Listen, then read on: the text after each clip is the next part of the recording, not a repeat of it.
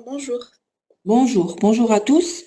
Alors, donc je vais continuer l'exercice numéro 5 de la série 2. D'accord? Donc ça concerne la boîte rectangulaire. Donc je démarre. Dimension A et B. Attendez. 3, 4, 5, 6. On aura une molécule dans le plan X ou Y, à l'intérieur d'une boîte de potentiel rectangulaire. AB, dans un potentiel nul. Donc cette fois-ci, la particule, on va supposer qu'elle se déplace dans une boîte de potentiel rectangulaire. Dimension A et B. Donc, B selon Y et A selon X.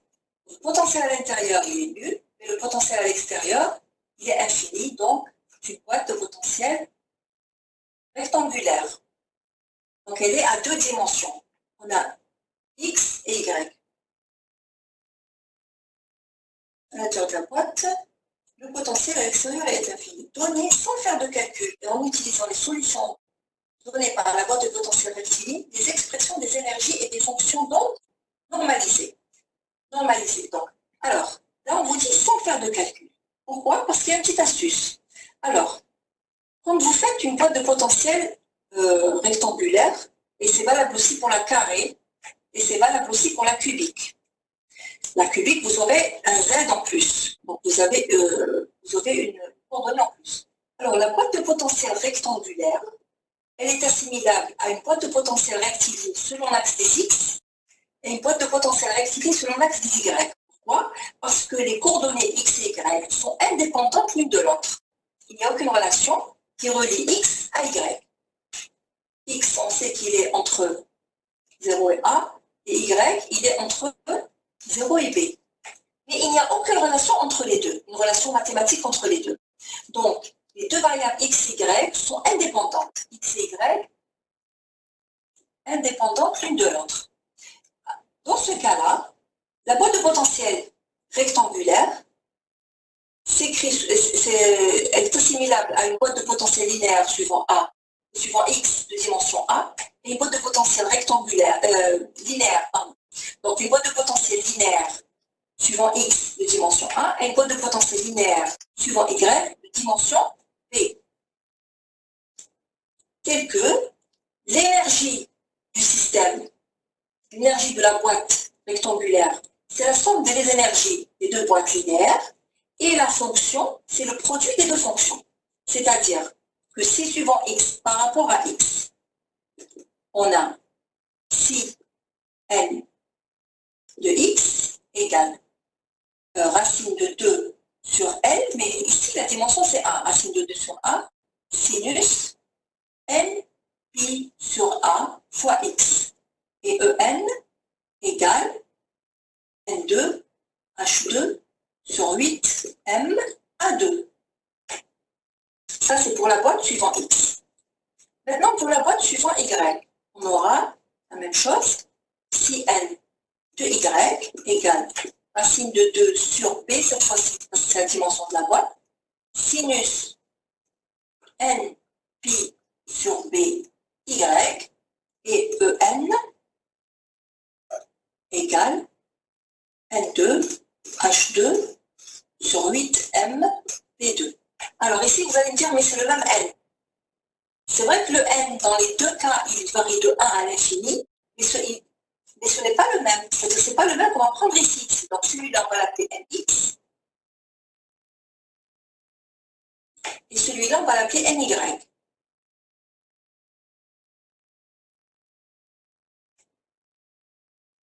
Voilà, Nx ici.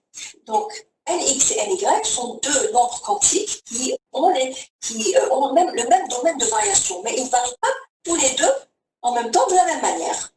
D'accord? Donc, la fonction donc totale, si du système de la boîte de potentiel rectangulaire, si elle va dépendre des deux nombres quantiques, Nx et Ny, et aussi des deux coordonnées x et y. Ça sera le produit. Racine de 2 sur A fois racine de 2 sur B. Racine de 2 sur A, racine de 2 sur B, sinus nx pi sur a fois x fois sinus ny pi sur b y. Ça, c'est pour la fonction. Maintenant, l'énergie, E aussi, elle va dépendre des deux nombres quantiques nx et ny. Ça égale à nx au carré h au carré sur 8m à 2 plus ny au carré h au carré sur 8m et 2. Alors, on va mettre en facteur h au carré sur 8m, h au carré sur 8m, que multiplie nx au carré sur a au carré plus ny au carré sur e au carré. Voilà l'expression de l'énergie. Maintenant, si on a affaire à une boîte de potentiel carré, ça veut dire que A égale B, on pourra toujours faire sortir le A au carré en facteur. On aura H carré sur 8M A au carré, NX au carré plus NY au carré. Si on a une boîte de potentiel cubique, bien parallélépipédique, c'est-à-dire une boîte mais qui est rectangulaire, on aura un C ici, plus NZ au carré sur C au carré.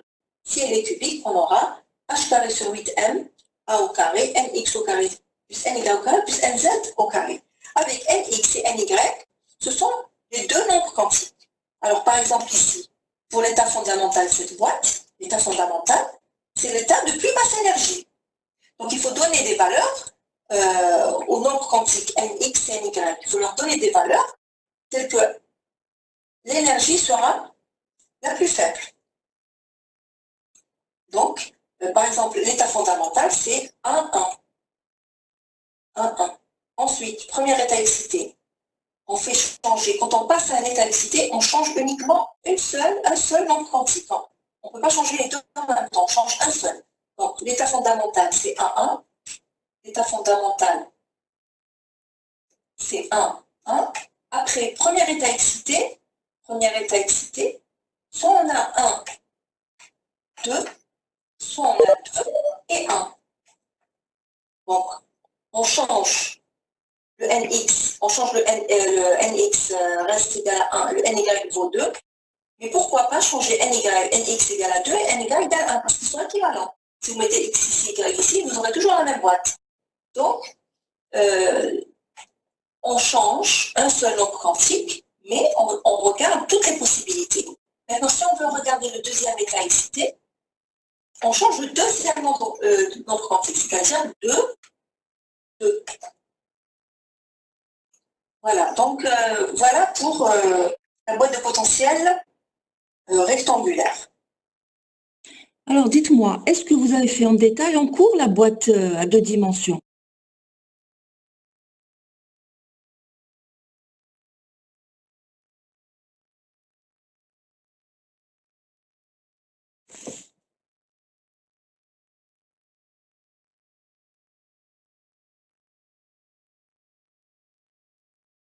Allô?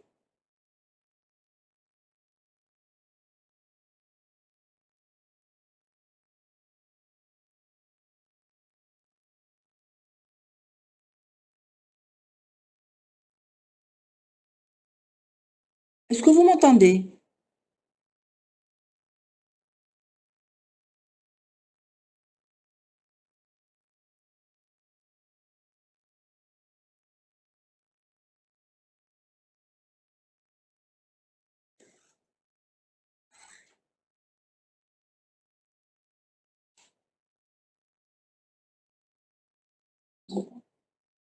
Personne n'entend, parce que je voulais savoir si vous avez fait en détail la boîte à 2 dimensions, parce qu'il y a d'autres choses que je pourrais expliquer si vous ne les avez pas faites en cours. Est-ce que vous pouvez me répondre, s'il vous plaît?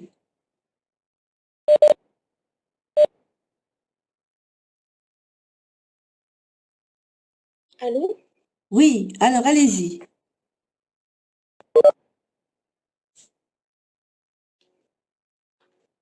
Allez-y, je vous écoute.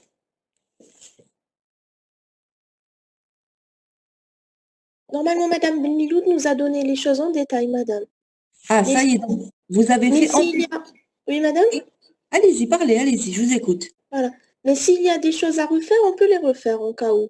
Et vous pouvez poser des questions, vous pouvez allez-y, hein, je vous écoute s'il faut que je vous explique autre chose. Est-ce que vous avez bien compris comment ça fonctionne une boîte de potentiel à 2 ou à 3 dimensions? Oui, madame, mais si on peut faire un tirage, ce n'est pas grave. Ça sera mieux. Un exercice en plus. Oui, d'ailleurs, il y a une copine qui vous dit de Oui. préférence que vous ajoutez des exercices ou bien des petites explications. Concernant quoi? La boîte ici, la boîte... Voilà, la boîte, oui, à 2 dimensions et à 3 dimensions. Ah, d'accord. Donc, tout le monde a bien compris ici que pour la boîte à 2 dimensions ou bien à 3 dimensions, l'énergie, c'est la somme et la fonction, c'est le produit. Donc, Oui, il faut, à chaque fois, quand on vous donne une boîte, si c'est à 2 dimensions, vous prenez une boîte selon X et une boîte selon Y, vous faites la somme pour l'énergie et le produit pour la fonction. Si c'est à 3 dimensions, vous ajoutez la coordonnée.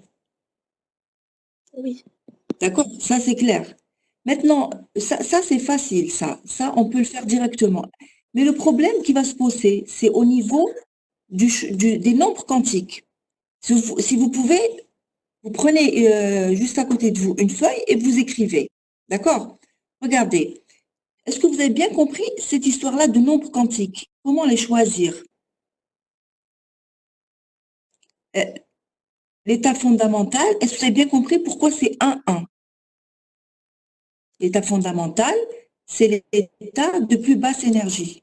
Donc, c'est celui qui aura, l'état fondamental en général, c'est le premier nombre quantique, puisque le n, il commence à 1, donc l'état fondamental, ce sera pour n égale à 1. Ça, c'est pour une boîte linéaire.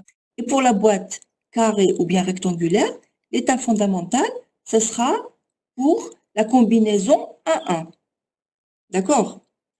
Maintenant, si je veux passer à un état excité veut dire faire varier le nombre quantique. Donc, il faut passer à un nombre quantique de valeur supérieure, c'est-à-dire 2. Mais ici, on en a 2. Il y a 2 nombres quantiques. Il y a le nx et le ny. D'accord? Donc, puisqu'il y a le nx et le ny, ça veut dire que les deux auront la possibilité de passer à la valeur 2. Le premier nx, il peut être égal à 2, mais le deuxième ny aussi, il peut être égal à 2. C'est pour ça qu'on regarde les deux possibilités, le 1, 2 et le 2, 1. D'accord? Maintenant,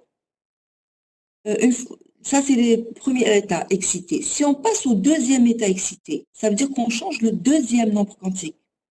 Change le deuxième nombre quantique, on aura 2, 2. Maintenant, pour le troisième état excité par exemple, ça sera lequel? À votre avis, le troisième état excité, ce sera quelle valeur de nx et ny? Qu'est-ce qui peut me répondre?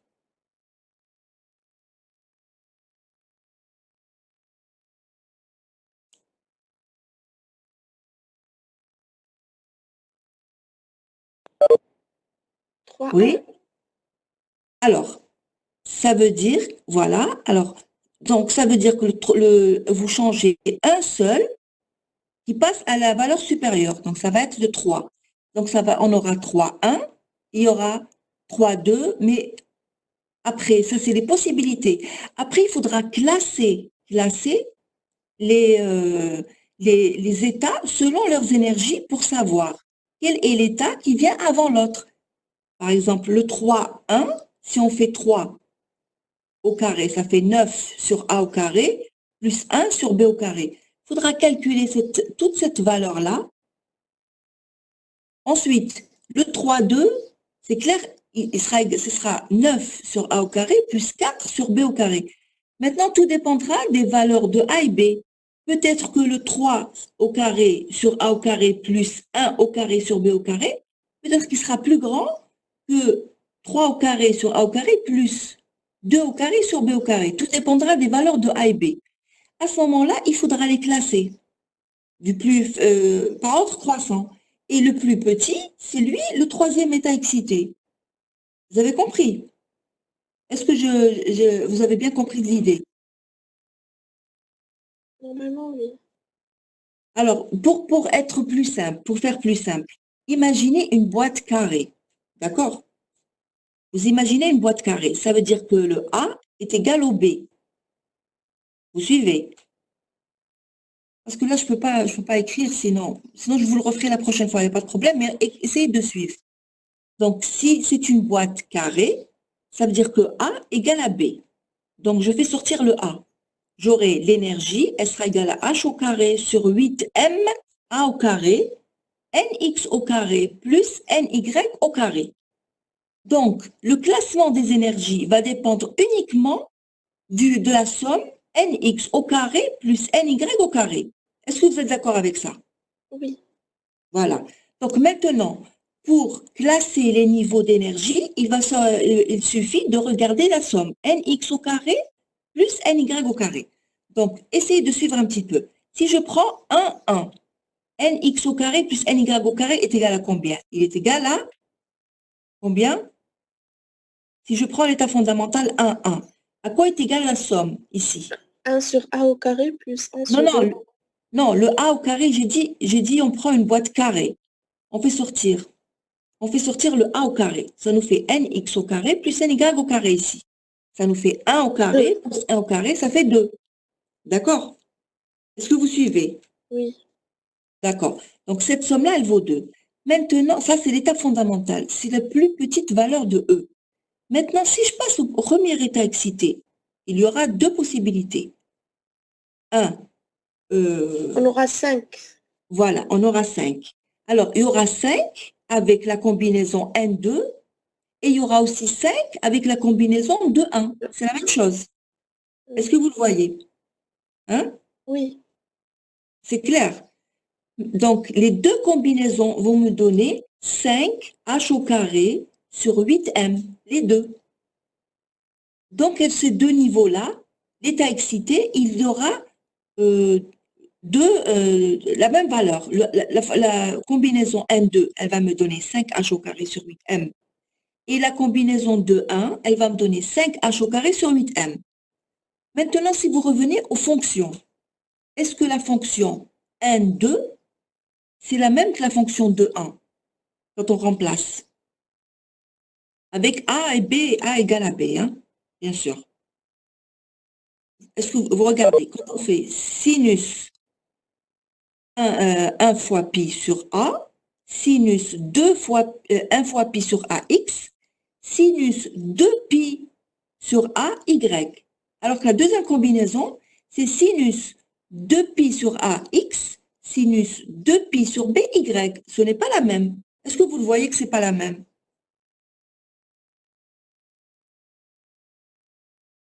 Oui, madame. Vous avez remplacé, vous avez vu que ce n'était pas la même. Donc, vous trouvez, pour les deux combinaisons différentes, vous trouvez deux fonctions différentes, mais qui ont la même énergie, 5h carré sur 8m. Ça veut dire cet état excité-là, c'est un état qui aura deux fonctions différentes, c'est-à-dire il est 2 fois dégénéré. Est-ce que vous avez compris?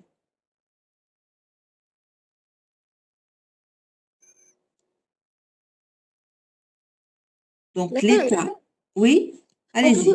s'il vous plaît, on peut reprendre la semaine prochaine, Inch'Allah, des exemples pareils. Oui, je peux vous le faire, oui, je peux, il n'y a Vous pas de allez problème. détailler, ça sera mieux. D'accord, il n'y a pas de problème. Donc la semaine prochaine, on fera la boîte potentielle carrée et rectangulaire. Merci, madame. Comme ça, on verra la différence. Parce que bon, là, mais essayez de votre côté de préparer aussi et on fera ça en détail la prochaine fois. Alors, si vous voulez, mais alors expliquez-moi, qu'est-ce que vous avez fait en cours? Vous avez fait la carrée et la rectangulaire. Est-ce que vous avez fait la cubique?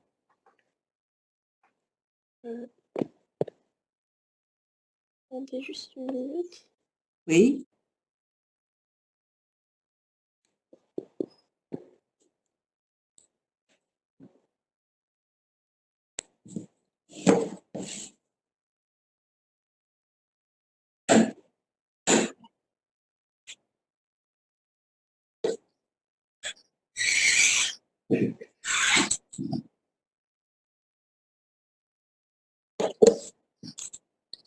Alors, je vois qu'il y a d'autres qui sont connectés. Vous pouvez intervenir, les autres, hein.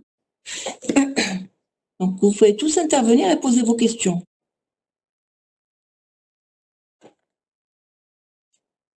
On a fait la boîte potentielle à 3 dimensions, la boîte potentielle carrée. Oui, A égale à B, oui. et c'est tout. Est-ce que vous avez fait le diagramme énergétique quand A Oui, égale à B? Vous l'avez fait? oui, on l'a fait. Est-ce que vous l'avez bien suivi? Vous avez compris? Normalement, oui, ça va. Eh ben, parce que c'est ce que j'étais en train de vous expliquer là, hein. Bon, Même la boîte à potentiel rectangulaire, on l'a fait. On a fait le diagramme. sinon vous pouvez m'envoyer, si vous avez un PDF, vous pouvez me l'envoyer, comme ça je verrai ce que vous avez fait exactement. D'accord, madame. D'accord? Comme ça je verrai. Et Oui. on fera une application, la semaine prochaine, on fera une application boîte de potentiel carré et rectangulaire et rapidement cubique. Comme ça vous allez voir exactement comment on fait le diagramme énergétique. D'accord? D'accord, madame. Est-ce que vous avez d'autres questions concernant cette partie-là? Parce qu'on va passer à autre chose de complètement différent.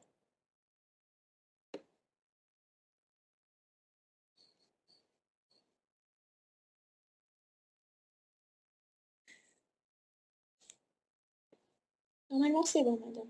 Normalement, c'est bon. Alors, parce après ça, on introduit l'atome d'hydrogène. Donc, tout ce que vous avez vu jusque-là, ce sont ce qu'on appelle des systèmes simples, c'est-à-dire la boîte de potentiel linéaire, rectangulaire ou bien carré, donc à 2 dimensions, et la boîte de potentiel cubique, ce sont des systèmes simples. Alors, ce sont des systèmes pour lesquels on a pu résoudre exactement, de manière exacte. Donc, on a pu avoir l'expression de la fonction et de l'énergie exacte. Ce sont les solutions exactes de l'équation de Schrödinger. Des solutions mathématiques. D'accord? Des solutions exactes. Mais, en général, il est impossible de résoudre l'équation de Schrödinger. Donc, pour tous les systèmes, on ne peut pas résoudre l'équation de Schrödinger, sauf pour les systèmes simples, ces systèmes-là, et pour l'atome d'hydrogène. L'atome d'hydrogène aussi, on peut résoudre son équation de Schrödinger de manière exacte, c'est-à-dire on trouve les vraies solutions. Donc, quand on dit atome d'hydrogène, on parle aussi, dans le cas général, de système hydrogénoïde, c'est-à-dire un système qui contient un seul électron, comme l'hydrogène. D'accord? Est-ce que tout le monde m'écoute? Est-ce que vous suivez? Oui, madame. Voilà. Donc, vous avez l'hydrogène et les systèmes hydrogénoïdes qui possèdent donc un seul électron. Par exemple, l'hélium, vous arrachez un électron, il lui reste un seul. C'est un système hydrogénoïde. D'accord? Pour ces systèmes-là, eh ben, on peut résoudre l'équation de Schrödinger et on trouve les solutions exactes. Donc, je vous ai envoyé, je vous avais envoyé les Les documents. Oui. Alors, attendez une minute que je regarde ici. Je vais vous mettre l'exercice 3, la série 3. Voilà. Bon, alors, aujourd'hui, Alors, attendez. Donc, les documents que je vous ai envoyés, c'était pour vous aider à écrire les solutions d'équation de Schrödinger pour l'atome d'hydrogène. D'accord? Donc, l'atome d'hydrogène, je répète une fois, l'atome d'hydrogène, les systèmes hydrogénoïdes et les boîtes de potentiel à 1 dimension, 2 dimensions et 3 dimensions, ce sont ce qu'on appelle des systèmes simples, c'est-à-dire des systèmes pour lesquels on a pu résoudre de manière exacte l'équation de Schrödinger. Parce qu'après, ça va être plus compliqué. Donc, on va regarder aujourd'hui comment, bon, c'est pas détaillé parfaitement parce que vous l'avez vu en cours, mais comment est-ce qu'ils ont trouvé les solutions? Alors, vous écoutez un petit peu puis j'arrête. D'hydrogène en mécanique quantique. C'est un exercice qui ne fait pas partie de la série 3, mais c'est une introduction. Introduction à la série 3. Donc, l'atome d'hydrogène, c'est un système quantique constitué d'un noyau et d'un électron. Le noyau, on considère qu'il est au centre, un trièdre, X, Y et Z. Et l'électron gravite autour du noyau. Donc ici, on a plus E, ici on a moins E, et l'électron est distant d'une distance R par rapport au noyau. Alors ce système-là, il est décrit Schrödinger, H, comme d'habitude, T plus V, c'est-à-dire moins H bar carré sur 2M, D2 sur DX2, plus D2 sur DY2, plus D2 sur DZ2. Ça, c'est l'énergie cinétique, c'est l'opérateur associé à l'énergie cinétique du système. Moins E2 sur R. Moins E2 sur R, c'est l'énergie potentielle entre l'électron et le noyau. Il y a une force d'attraction. Donc l'énergie potentielle qui lui est associée, c'est moins E carré sur R. R, c'est la distance. Alors ça, c'est, sachant que R, il est égal à quoi? Il est égal x au carré plus y au carré plus z au carré puissance n demi. Donc on voit bien ici qu'en coordonnées cartésiennes, les variables x, y et z ne sont pas indépendantes parce que le système, l'électron lorsqu'il tourne autour du noyau, il définit une sphère. Donc, on connaît l'équation de la sphère, c'est x au carré plus y au carré plus z au carré égale à r. R au carré, le rayon, au petit r. Donc, on voit bien qu'il y a une relation ici entre les trois variables. Elles ne sont pas indépendantes. Les variables x, y, z ne sont pas indépendantes. X, y et z ne sont pas indépendantes. Donc, on ne peut pas traiter cet exercice-là, ou ce système-là, en coordonnées cartésiennes. C'est pour ça qu'on passe en coordonnées sphériques. En coordonnées sphériques,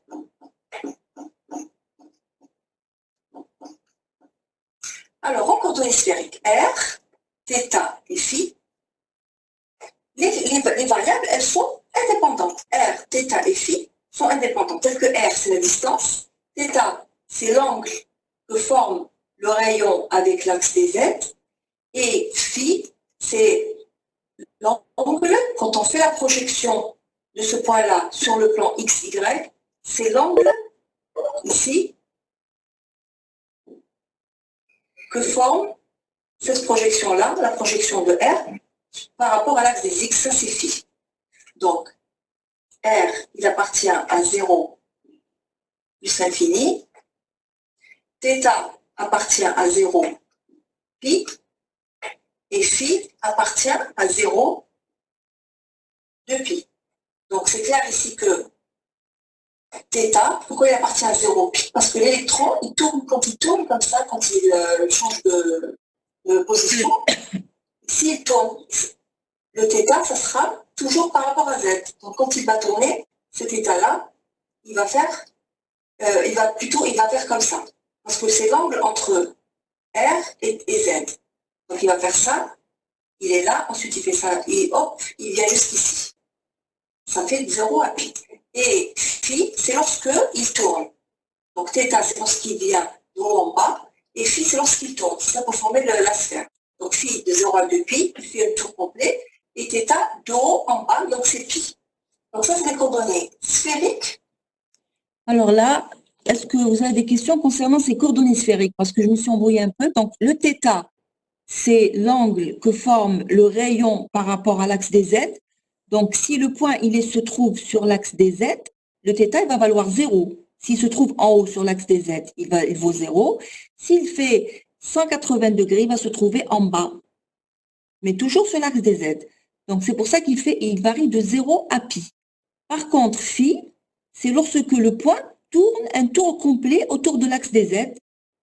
C'est pour ça qu'il varie de 0 à 2 pi, c'est-à-dire 360 degrés, donc un cercle complet, pour former la sphère. Est-ce que vous avez bien compris ces coordonnées sphériques?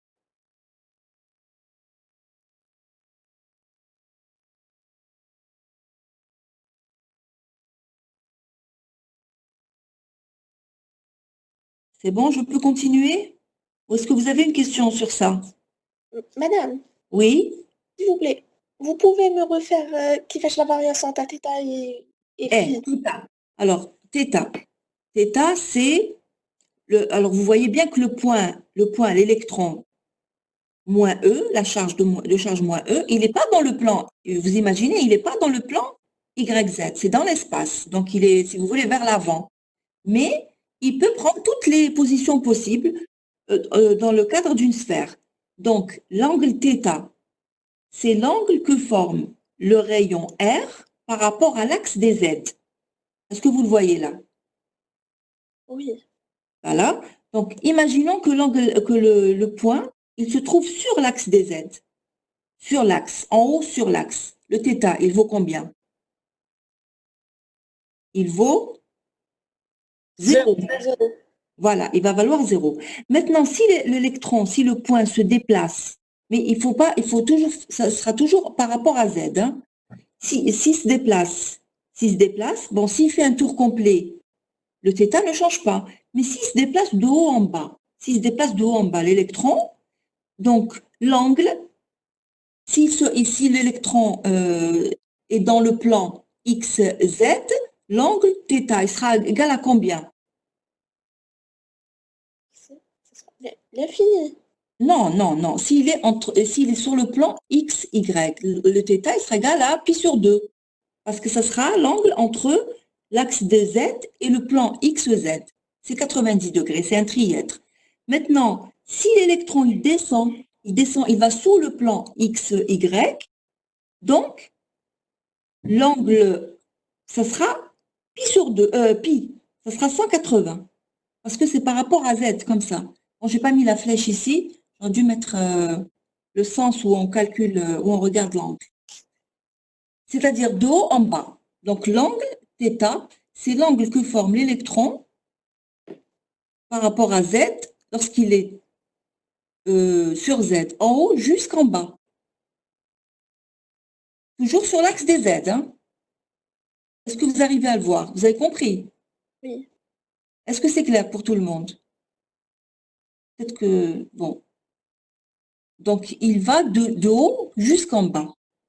Par contre, l'angle phi, est-ce que vous le voyez, l'angle phi, c'est toujours dans le plan XY. C'est comme si c'était la moitié de la sphère. Vous prenez le plan là qui coupe la sphère et l'électron il tourne autour de l'axe des Z. Donc l'angle phi, il va faire un tour complet.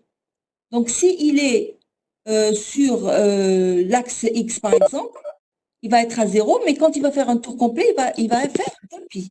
Donc il va tourner un tour complet, ça sera égal à 2 pi. Donc θ, c'est 0 pi et phi, c'est 0,2 pi.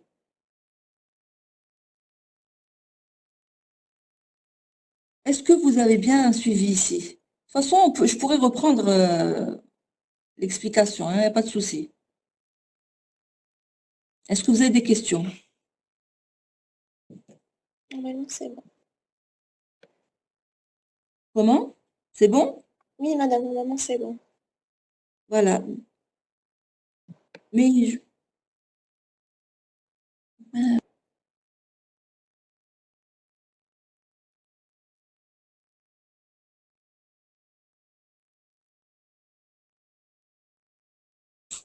écoutez, donc si vous n'avez pas bien saisi, mais je pourrais encore l'expliquer la prochaine fois, je vous ferai ça au tableau. D'accord?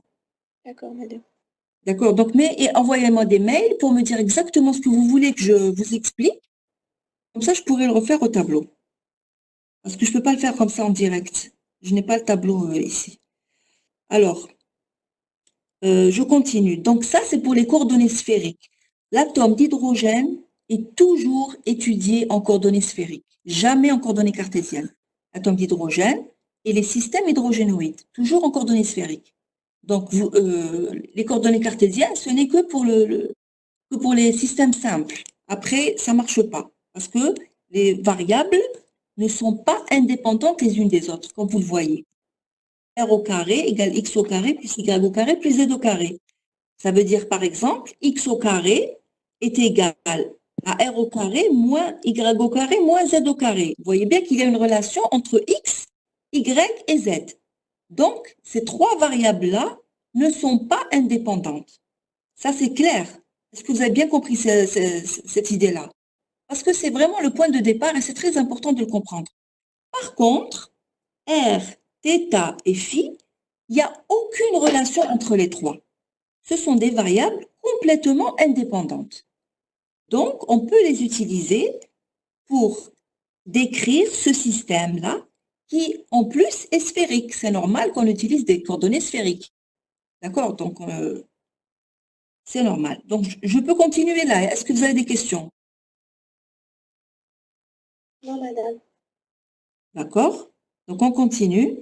Comment on va utiliser pour étudier ce système. Et lorsqu'on utilise les coordonnées sphériques sont indépendantes l'une de l'autre, il n'y a aucune relation entre elles, donc on peut séparer des variables. C'est juste à cause de ça. Donc, séparation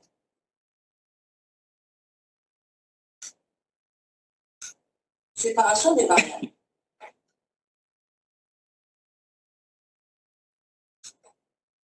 Donc, l'équation de Schrödinger, d'abord l'hamiltonien et l'équation de Schrödinger. Maintenant, au lieu d'être en coordonnées cartésiennes, ils seront en coordonnées sphériques. Donc, le Laplacien en coordonnées sphériques, ça c'est le Laplacien. Laplacien en coordonnées cartésiennes, ça c'est le Laplacien. Laplacien en coordonnées sphériques. Donc, le Laplacien en coordonnées cartésiennes, il faudra l'écrire en coordonnées sphériques. C'est une formule. Alors, le Laplacien en coordonnées sphériques, vous l'avez certainement vu en cours, c'est 1 sur R2 sinus θ, d sur dθ, etc. C'est une expression très très longue. Donc là, comme on ne va pas l'utiliser dans cet exercice, je ne l'ai pas écrite. Mais vous l'avez, je suppose, vous l'avez fait en cours. Regardez bien votre cahier, vous avez certainement fait le Laplacien en coordonnées cartésiennes, sphériques.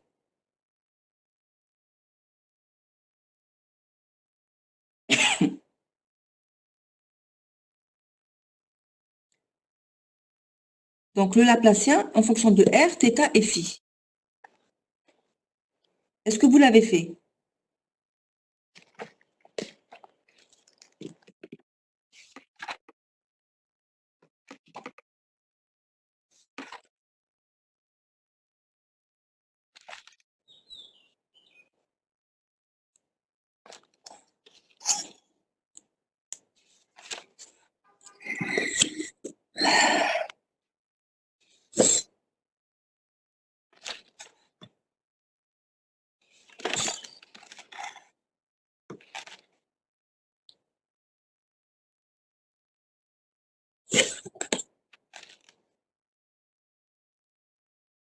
Alors? Non, madame, on n'a pas fait. C'est impossible. On ne peut pas faire l'atome d'hydrogène en coordonnées sphériques sans écrire le Laplacien. Ah oui, oui. 1 sur R au carré, D sur dr, ensuite R2, D sur dr, ensuite 1 sur sinus θ carré, etc. Regardez bien, vous allez le trouver. Parce que dans cet exercice, on ne va pas résoudre l'équation. Donc, c'est pour ça que je ne l'ai pas écrit. Mais regardez bien, vous l'avez fait. Oui, on l'a fait. Voilà. Alors, ce Laplacien-là, il est en coordonnées sphériques. Donc, vous allez transformer tout l'hamiltonien en coordonnées sphériques. Il suffira donc de remplacer le Laplacien en coordonnées sphériques. D'accord? Donc, c'est tout ce qu'il y a à faire parce que là, on ne vous demande pas de résoudre. On vous donne directement les solutions. Est-ce que c'est clair? Oui, madame. Parce que si vous avez des questions, allez-y, vous les posez avant de passer à autre chose.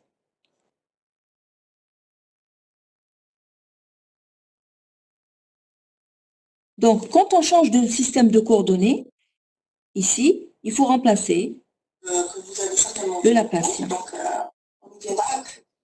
Donc, maintenant qu'on sait qu'on doit travailler en coordonnées cartésiennes et que les coordonnées sphériques sont indépendantes, et bien, puisque les coordonnées sont indépendantes, on aura, parce que le but, bien sûr, c'est de résoudre H égale aussi. H psi, au début, c'est en coordonnées cartésiennes, est égal à E, psi en coordonnées cartésiennes. Mais on a vu que les coordonnées cartésiennes ne sont pas indépendantes l'une de l'autre. Donc maintenant, on va résoudre H psi en coordonnées sphériques est égal à E psi en coordonnées sphériques. Et comme elles sont indépendantes, les trois coordonnées, et ça marche toujours, quand les coordonnées sont indépendantes les unes des autres, la solution, la fonction de R, θ et phi, c'est toujours égal à un produit d'une fonction qui ne dépend que de R, que multiplie une fonction qui ne dépend que de θ, que multiplie une fonction qui ne dépend que de phi. Donc ça, c'est dans le cas où les variables sont indépendantes. Il y a séparation des variables, donc la fonction d'onde totale, fonction d'onde des trois variables, c'est le produit des trois fonctions en R, en θ et en phi. Lorsqu'on résout le système H psi égale psi en coordonnées sphériques, on doit supposer ça et on obtient que la fonction psi va dépendre de trois nombres quantiques n, l et m. Principal, secondaire, magnétique. Tel que R, la partie, ce qu'on appelle ici la partie radiale,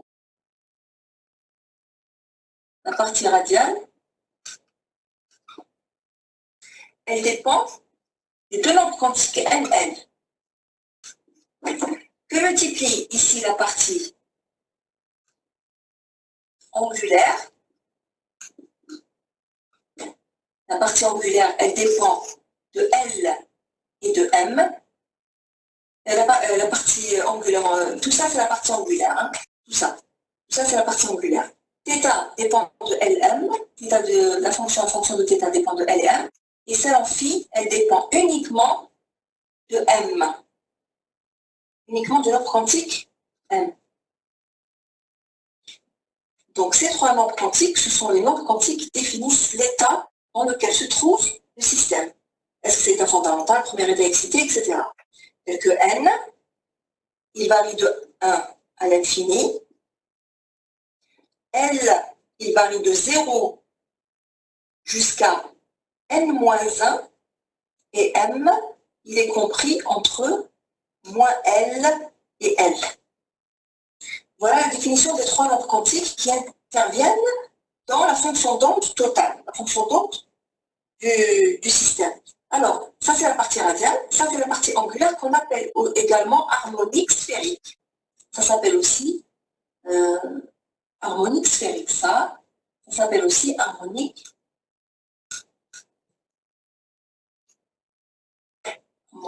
sphérique.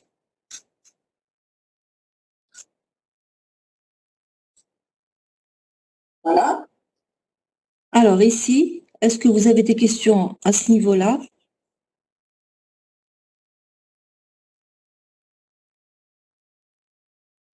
Madame, le H dépend de L et N, c'est ça? H. Quel H? La fonction. La deuxième fonction.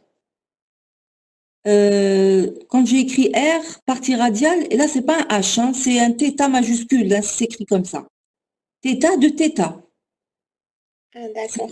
C'est pas H, hein. Bon, c'est un grand θ, c'est un θ majuscule. Θ dépend uniquement de θ, et il dépend des nombres quantiques L et M. Et phi, voilà, L et M. Et phi dépend uniquement de M. Et la partie radiale R dépend de N et L. De toutes les façons, ce N, ce L et ce M, vous les connaissez déjà. Vous avez l'habitude de les utiliser quand vous faites la configuration électronique d'un atome. Un S2, 2S2, etc. C'est le N, un S. Le N, il vaut 1, le L, il vaut 0 et le M, il vaut 0. D'accord? C'est ce que vous avez fait en première année. Oui. Vous vous souvenez de ça? Donc, Oui. ces nombres quantiques-là, eh bien, ils viennent de la résolution de l'équation de Schrödinger de l'atome d'hydrogène. C'est-à-dire, les gens ne les ont pas inventés. Quand ils ont résolu l'équation de Schrödinger pour l'atome d'hydrogène, Ils se sont aperçus que la solution dépendait de nombres quantiques. Et ce sont ces 3 nombres quantiques qui apparaissent à chaque fois quand on fait la configuration électronique des atomes. D'accord? Oui. Vous avez vu comment est apparu le nombre quantique n quand on a fait la boîte linéaire. Il apparaît de lui-même, c'est une solution mathématique. Donc, c'est la même chose ici. Bon, il n'y a pas tout le détail ici parce que ce serait trop long, mais quand ils ont résolu l'équation de Schrödinger pour l'atome d'hydrogène, sont apparus ces 3 nombres quantiques. D'accord? Donc, ce qui est important ici de bien comprendre, c'est la séparation des variables. C'est que vous avez une partie réelle fois une partie angulaire. Tout ça, c'est la partie angulaire. Θ fois phi, c'est la partie angulaire qu'on appelle harmonique sphérique. Et donc, c'est le produit de 3 fonctions. C'est ça le plus important à retenir. D'accord? Oui. C'est valable pour un système hydrogénoïde. Hein? Hydrogène et hydrogénoïde. Donc, je continue. Et ça, c'est pour la fonction. L'énergie, on trouve, elle dépend uniquement du nombre quantique principal n, c'est-à-dire, elle est égale à moins E2 sur 2 n au carré à 0 pour l'atome d'hydrogène. Alors, pour un système, pour l'atome d'hydrogène, c'est moins E2 sur 2 n2 à 0. Pour un système hydrogénoïde, ça veut dire qu'il ressemble à un atome d'hydrogène. Ça veut dire qu'il a un seul électron. Donc, par exemple, l'hélium, si on lui arrache l'électron, il va avoir uniquement un seul, He+, c'est un système hydrogénoïde.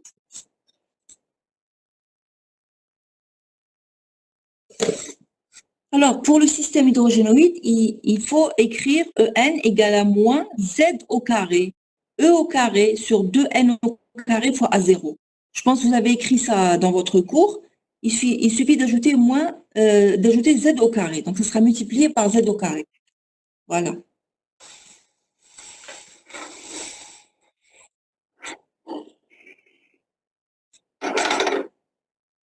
Donc maintenant qu'on a vu, donc on peut réécrire l'expression de l'énergie, c'est un système hydrogénoïde. Moins Z2 E2 sur 2N2 à 0. Ça c'est pour un système hydrogénoïde.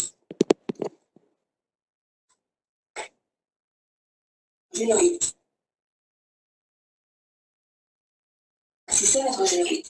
Donc pour l'atome d'hydrogène, on aura Z égale à 1. Ça c'est l'énergie des systèmes hydrogénoïdes pour n'importe quel niveau, ou bien pour n'importe quel état quantique défini par le nombre quantique principal n.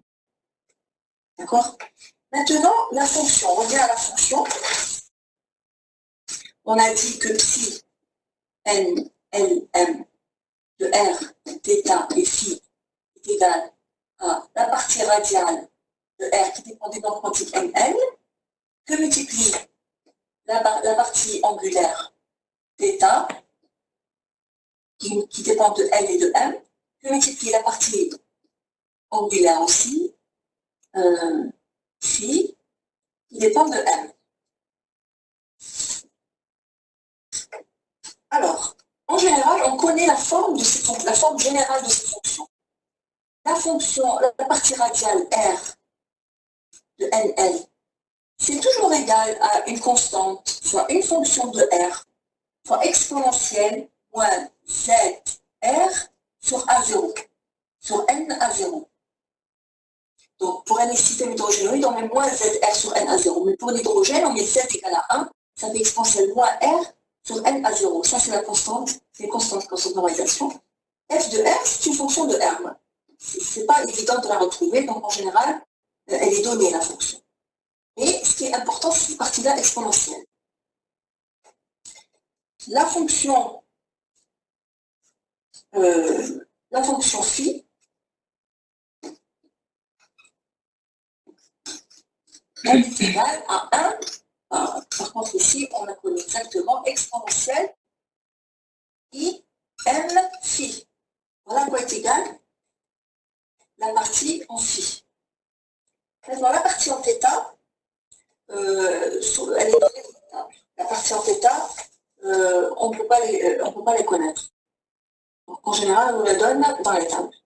Donc, c'est pour ça que je vous ai envoyé les documents pour les parties en θ et la partie radiale, ce que je vous ai envoyé hier.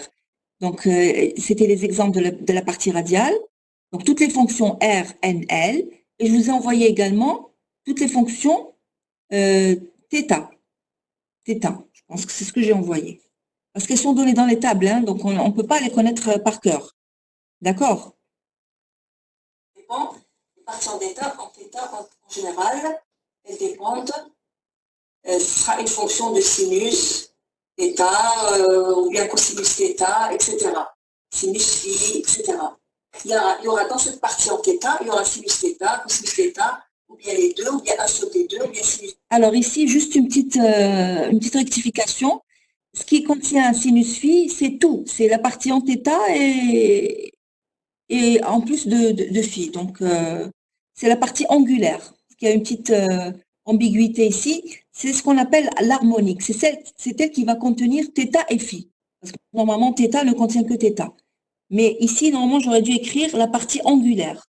En général, on connaît toute la partie angulaire. Est-ce que vous suivez? Oui, madame. Voilà. Phi, cosinus phi. Et cette fonction-là, on la donne dans les tables. C'est une donnée. On ne peut pas les connaître par cœur. Donc,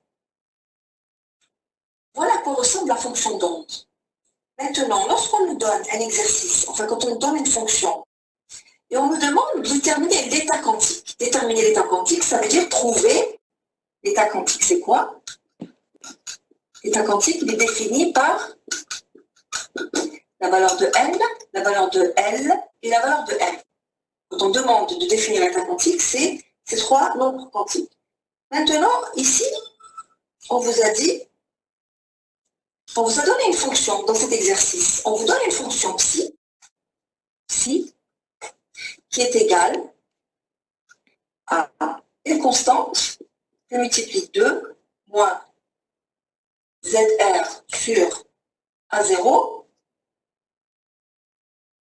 exponentielle moins ZR sur 2 à 0. Vous voyez bien ici que vous avez une fonction qui ne dépend que de R. Donc c'est la partie radiale. Vous voyez, une constante fois une fonction de R fois l'exponentielle moins ZR sur N à 0 si vous avez moins ZR sur 2 à 0.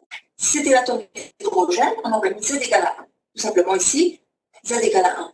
Alors donc, ça représente la partie radiale. Donc on vous demande de déterminer l'état quantique de cette fonction, donc les valeurs de N, L et M, mais sans faire de calcul.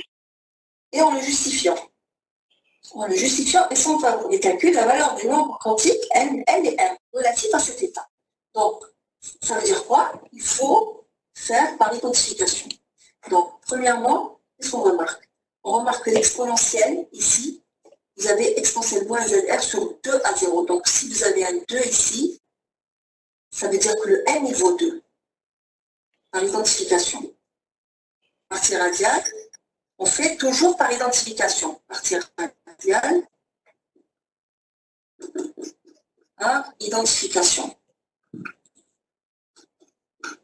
Parce qu'il y a d'autres façons de trouver les nombres quantiques en faisant des calculs. Donc ça, c'est pour plus tard.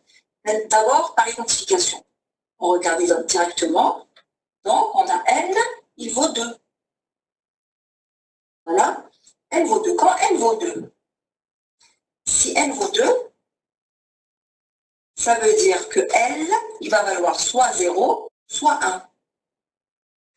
Soit 0, soit 1. Si le L, il vaut 0, le M, il vaut 0. Si le L vaut 1, le M, il vaut moins 1, 0 et 1. Donc maintenant qu'on a déterminé la valeur de N, il faut trouver celle de L et de M. Donc, est-ce qu'on va prendre 0 ou bien 1? Donc, qu'est-ce qu'on remarque ici? On remarque que la fonction, elle est radiale. La fonction est radiale. Ça veut dire qu'il n'y a pas de partie angulaire. Ça ne veut pas dire que la partie angulaire est nulle. Ça ne veut pas dire que la partie angulaire est nulle. Non. Ça veut dire que la partie angulaire est une constante. Et que cette constante-là, elle est introduite aussi avec ce coefficient de normalisation. Donc, normalement, on aura fois une constante, mais ils l'ont mise avec le coefficient de normalisation. Donc, si la partie radiale n'existe pas, ça veut dire qu'elle est égale à une constante. Elle n'est pas nulle.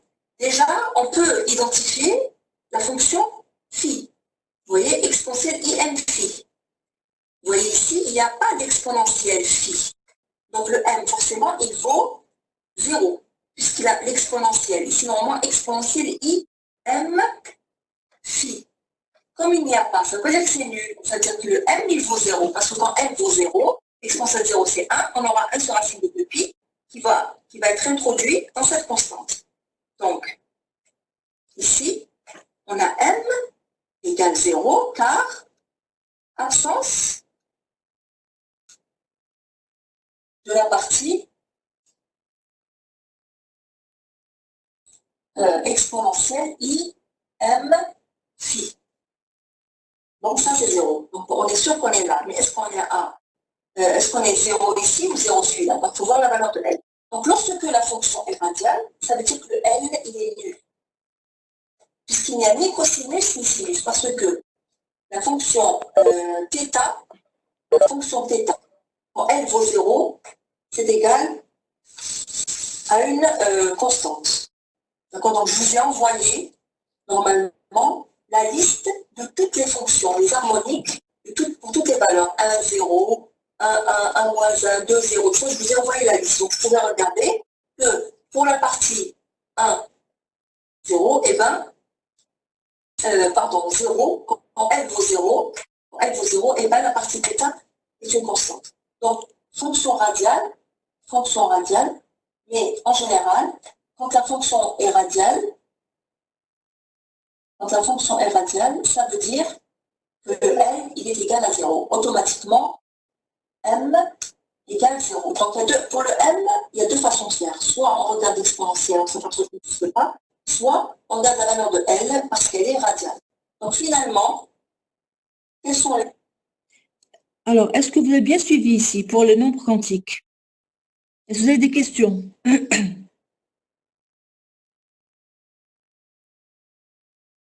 Non, madame. C'est clair? Oui. Voilà, donc ce qu'il faut retenir, c'est que quand la fonction est radiale, son L et son M sont nuls. Voilà. Maintenant, quand elle n'est pas radiale, ça c'est autre chose. On verra dans un autre exercice. valeurs de trois nombres quantiques. Les trois nombres quantiques, ce sera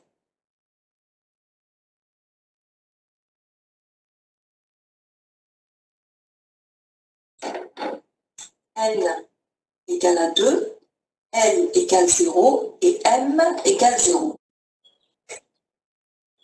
Donc, c'est l'état si 2, 0, 0, c'est la fonction si 2, 0, 0. Donc, donnez la notation de cette fonction. Si 2, 0, 0, c'est la fonction 2S. Parce qu'on sait que quand on a L, c'est une notation. Quand on a L égale à 0, c'est une S. Quand L égale à 1, c'est une P. Quand L égale à 2, c'est une D, etc. Donc, vous retrouvez ici les orbitales atomiques que vous avez l'habitude d'utiliser lorsque vous faites la configuration électronique d'un atome. Donc, vous faites un S2, 2S2, et c'est exactement ça. Un S, c'est L vaut 1, et L il vaut 0, et M il vaut 0. Donc, ça, c'est la notation. C'est la 2S. Ça, c'est la 2S. Donc, si N, en général, si N 0, 0, c'est égal à la psi N S. C'est la S. Ça, c'est pour la S. Sa symétrie, elle est sphérique. C'est-à-dire que si on trace les densités de la densité de cette orbitale, là, on va trouver une sphère. C'est pour ça qu'elle est de symétrie sphérique. Est-ce que vous avez des questions à ce niveau-là?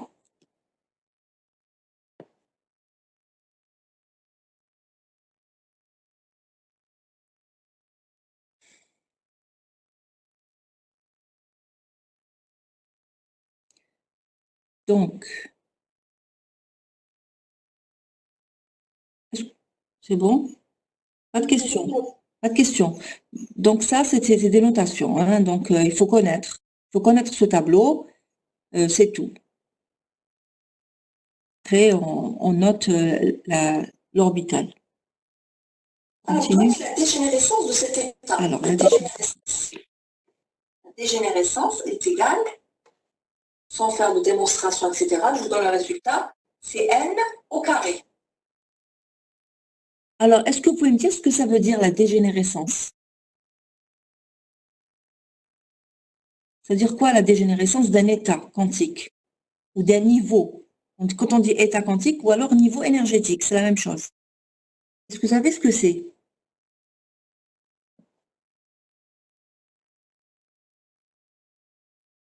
Donc, oui.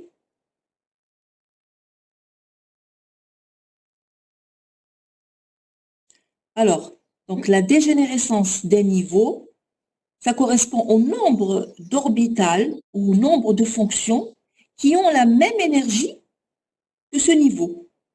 Par exemple, un niveau qui est 2 fois dégénéré, ça veut dire qu'il y a 2 fonctions d'onde qui sont différentes, mais qui ont la même énergie.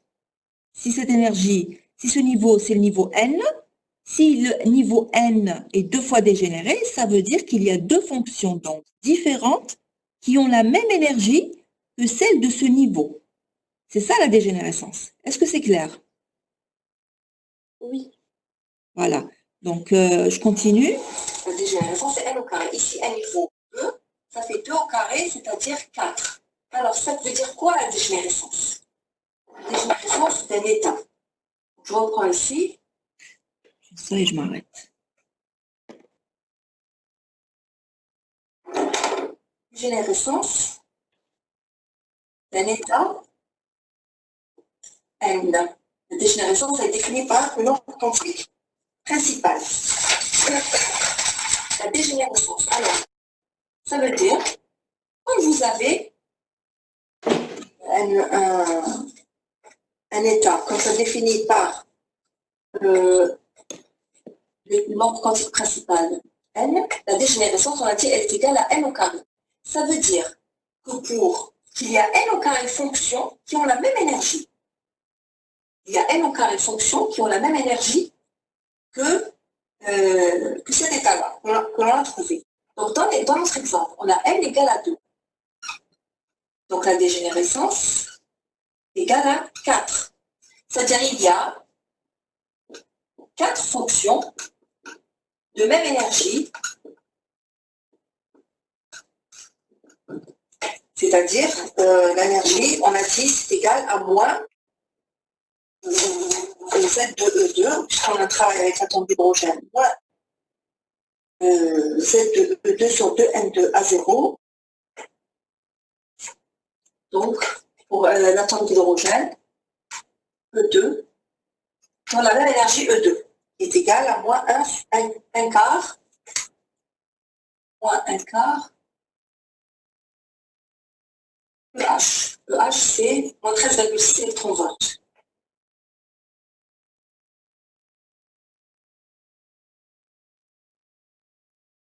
Moins 13,6 électronvolts. Donc, il y a 4 fonctions de même énergie. C'est-à-dire, si je trace le diagramme énergétique,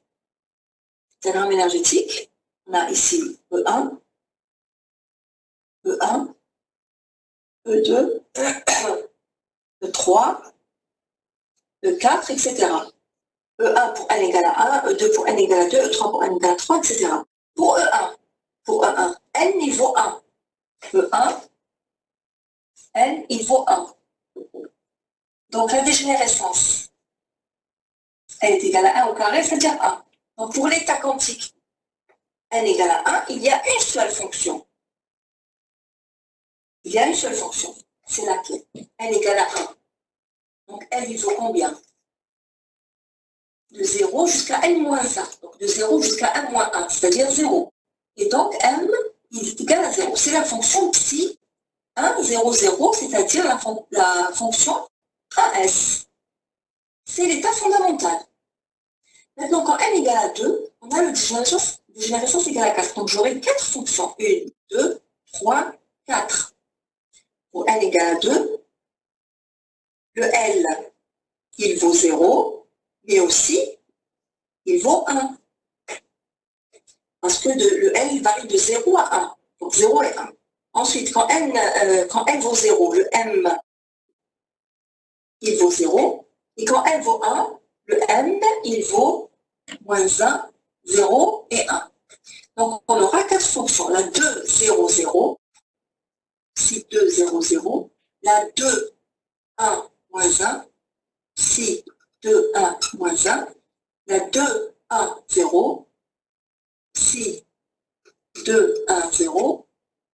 Et la 2, 1, 1. Si 2, 1, 1. Ces 4 fonctions-là, elles ont la même énergie. Pourquoi? Parce que l'énergie ne dépend que de n. Ne dépend pas de L et de M. Donc ces 4 fonctions-là, elles ont la même énergie. Donc l'état n égale 2, il est 4 fois dégénéré. 4 fois dégénéré. L'état n égale à 1 n'est pas dégénéré. L'état fondamental n'est jamais dégénéré. Si vous trouvez un état fondamental dégénéré, c'est qu'il y a une erreur. Ça, c'est jamais dégénéré. Après, si vous en aurez 3, vous en aurez 9. 3 au carré 9, vous en aurez 9. 2, 3, 4, 5, 6, 7, 8, 9. Après, il faudra écrire aussi les valeurs. Par exemple, pour n égale à... Bon, alors, est-ce que vous avez des questions ici concernant la dégénérescence? Parce que là, on va s'arrêter.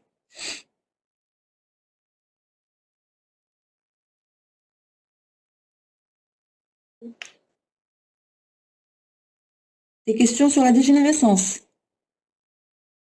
Normalement, c'est clair. C'est clair. Alors, je vais m'arrêter là parce que c'est l'heure et on continuera la prochaine fois. D'accord? D'accord. Voilà. Et si vous avez des questions, vous pouvez toujours les préparer ou bien m'écrire, etc. Inch'Allah, madame. Et voilà. Et puis, n'oubliez pas de m'envoyer pour voir ce que vous avez fait en cours. Oui. D'accord, régulièrement. Ok, ok madame. alors. Allez, à la semaine prochaine. Au revoir. Inch'Allah. Au revoir. Au revoir.